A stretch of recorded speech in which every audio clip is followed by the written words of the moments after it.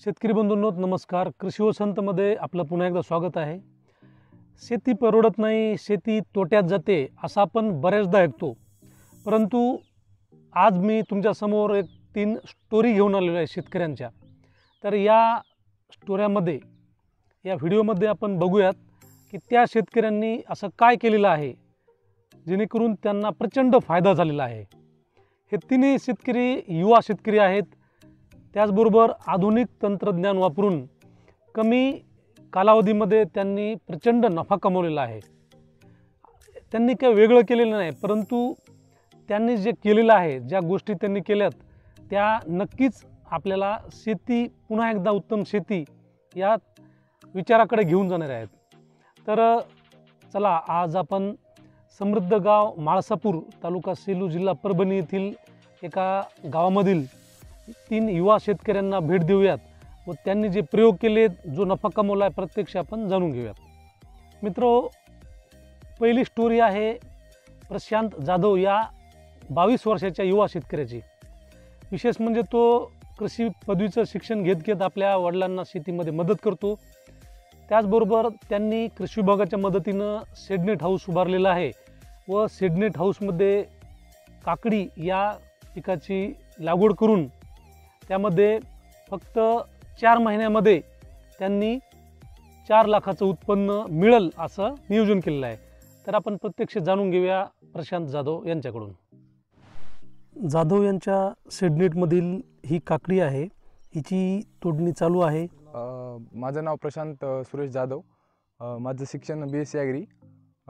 काकडी आम्हाला लावून 50 दिवस झाले आहेत आणि काकडीची जात आहे अंकुर आलिया. आणि आम्हाला आतापर्यंत एका हप्त्यात 30 क्विंटल माल निघतो. सरासरी मार्केट भाव 10 रुपयाच्या किलोनं जातो. तर सरासरी 3 महिने काकडी चालेल आणि 3 महिन्यात 3 लाखाचं उत्पन्न होईल. लागवडीचं अंतर 2 झाडामधली स्पेसिंग 1.5 फूट आहे आणि 2 तासांमधले अंतर 4 फूट आहे. मल्चिंग आम्ही केलेली आहे, तर त्यामुळे रोगराई कमी होते आणि तसेच माल भरपूर लागतो आणि आपल्याला फवारणी ही कमी लागते. त्यामुळे प्रत्येक शेतकऱ्यांनी शेडनेट हे घ्यायलाच पाहिजे. शेडनेट घेतल्यामुळे आपले शेतीत उत्पन्न वाढते आणि शेतकऱ्यांना त्यातून प्रॉफिट होते. कृषी विभागातर्फे आम्हाला शेडनेट मिळालेले आहे. यात आम्हाला 10 लाख रुपये लागलेले आहेत आणि 75% अनुदानानुसार आम्हाला 7,50,000 रुपये शासनाकडून मिळणार आहेत. असं म्हणतात की शेतीमध्ये जर टनानी माल निघत असेल किंवा ग्राममध्ये जर माल निघत असेल तर शेती परवडते. म्हणजे टनामध्ये म्हणजे कलिंगडासारखी पिके घेऊन किंवा ग्राममध्ये म्हणजेच बीजोत्पादन घेऊन आपण प्रचंड नफा कमवू शकतो. असाच प्रत्यय आलेला आहे एका युवा शेतकऱ्यांना. आबासाहेब आवटे हे माळसापूरमधील एक 30 वर्षाचे शेतकरी आहेत. त्यांनी आपल्या शेतामध्ये 2 एकर क्षेत्रावर कलिंगडाची लागवड केली होती व या कलिंगडाच्या लागवडीमधून योग्य व्यवस्थापन करून त्यांना 7.5 लाख रुपयाचं उत्पादन मिळालेलं आहे. यामध्ये त्यांना 1.5 लाख रुपये जवळपास जे खर्च आलेला आहे. खर्च वजा जाता निव्वळ नफा 6 लाख रुपये, तेही फक्त 3 महिन्यामध्ये. विचार करा, हा प्रचंड नफा आहे आणि हा एक चांगलं यश म्हणता येईल. तर आपण प्रत्यक्ष जाणून घेऊया आबासाहेब आवटे यांचे अनुभव. आज आपण आबासाहेब आवटे यांच्या कलिंगडाच्या शेतामध्ये आलेलो आहोत. त्यांनी कलिंगडामध्ये विक्रमी उत्पादन काढून शेतकऱ्यासमोर एक आदर्श निर्माण केला आहे. तर आपण जाणून घेऊया त्यांच्याकडूनच की त्यांनी कोणत्या पद्धतीनं नियोजन केलं व त्यांना कसा नफा झाला. आबासाहेब, आपलं स्वागत आहे. मला सांगा, तुम्ही कलिंगडमध्ये अतिशय चांगलं उत्पादन काढलेलं आहे आणि जवळपास गावातीलच नाही तर तालुक्यातील लोकसुद्धा तुमच्या या उत्पादनाची चर्चा करत आहेत. तर मला सांगा की तुम्ही किती अंतरावर लागवड केली, कोणतं बियाणं वापरलं किंवा नियोजन कसं केलं, हे तुम्ही थोडक्यात आमच्या शेतकरी बांधवांना सांगा. माझं नाव आबासाहेब गणेशराव आवटे. मी कॅन्डी जात घेतली आणि 5 फुटावर बेड आवडले आणि मल्चिंग आथरून मी 5 फुट 5x1 वर लागवड केली आणि भेसळ डोस दिली मी आणि वॉटर सोल्युबल खतं सोडून त्याचं ठिबकद्वारे नियोजन करून ते हे केलं. आणि मी तिथं माझी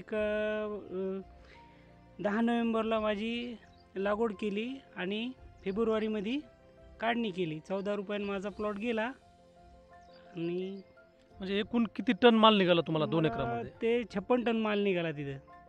मला 56 टन माल निघाला त्या शेतामध्ये आणि 14 रुपयानं माझा माल गेला. तर मला जवळपास तिथे 7.5 लाख रुपये झाले आणि 1.5 लाख रुपये खर्च लागला. ठीक आहे, म्हणजे 2 एकरामध्ये तुम्हाला 1.5 लाख रुपये खर्च आला हो, आणि जवळपास 6 लाख रुपये निव्वळ तुमचा नफा राहिलेला आहे. नफा राहिलेला आहे. तर तुम्ही अजून त्याच्यामध्ये काही विशेष असं वेगळं नियोजन केलं होतं का? हा, विशेष काहीच नाही केलं. जे आपलं जे असं आहे वॉटर सोल्युबल खत आणि मल्चिंग आणि ठिबक हेच केलं. बाकी काही व्यतिरिक्त नाही. फवारण्या घेतल्या टायमाची वेळोवेळी कीटकनाशक हे, बाकी काय वेगळं काही नाही केलं. एवढंच फक्त. धन्यवाद. मित्रो, तिसरी जी स्टोरी आहे ही एका अशा शेतकऱ्याची आहे की त्यांनी पारंपरिक पिकात प्रचंड उत्पादन काढलेलं आहे. म्हणजे त्यांनी काय केलेलं आहे, हरभरा या पिकामध्ये त्यांनी जीवाणू संवर्धकाचा वापर व योग्य खत पाणी व्यवस्थापन करून त्यांनी हेक्टरी 40 क्विंटल एवढं हरभऱ्याचं उत्पादन काढलेलं आहे. तर आज प्रत्यक्ष दत्ताराव आवटे यांना आपण बोलूयात.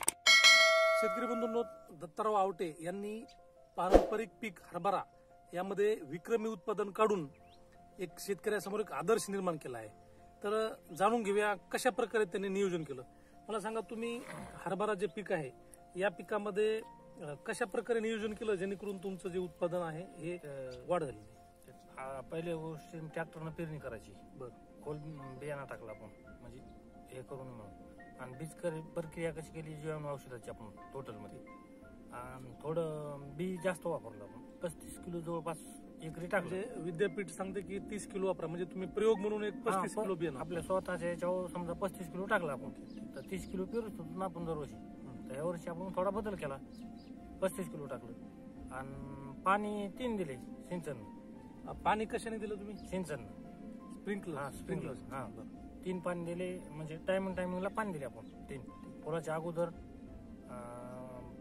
फुल समजा नेमकं धरायच्या टायमिंगला एकदा आणि घाटी धरल्या एकदा 3. आणि फवारण्या केल्या 2 फवारण्या आपण लिंबुळे अर्क, कृषी सहाय्यक आपले साहेब होते त्याचे सहाय्याने आपण त्या लिंबुळे अर्क, पुन्हा त्याची रासायनिक खतं ते दिले.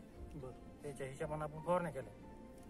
बरं, म्हणजे हरभरा हे पारंपरिक पीक आहे आणि तुम्हाला त्या किती उत्पादन आलं आणि तुमची यशोगाथा पेपरला सुद्धा आली होती, तर नेमकं तुम्हाला किती उत्पादन आलं हे तुम्ही सांगा. आपल्याला एकरी 16 क्विंटल उत्पादन झालं.